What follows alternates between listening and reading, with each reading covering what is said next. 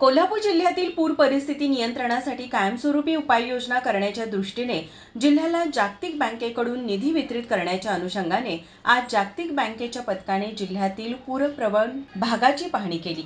या पथकात Jolanta Crispin Watson, Anup Karnath, जार्क गॉल, सिविनय ग्रोवर यांचा समावेश होता।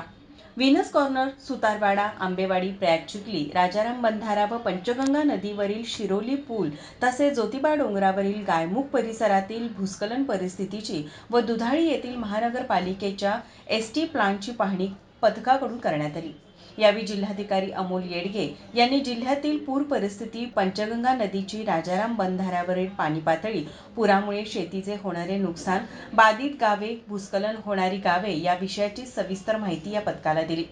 कोल्हापूर आणि सांगली जिल्ह्यातील पूर परिस्थिती नियंत्रणासाठी कायमस्वरूपी उपाययोजना करण्यासाठी महाराष्ट्र रेझिलियन्स डेव्हलपमेंट प्रोग्राम हा महत्त्वाकांक्षी प्रकल्प राज्य शासनामार्फत जागतिक बँकेकडे सादर करण्यात आला। यामध्ये महापुराचे नियंत्रण व पश्चिम महाराष्ट्रातील पुराचे पाणी राज्याच्या इतर दुष्काळग्रस्त भागाकडे वळवण्यात येणार आहे।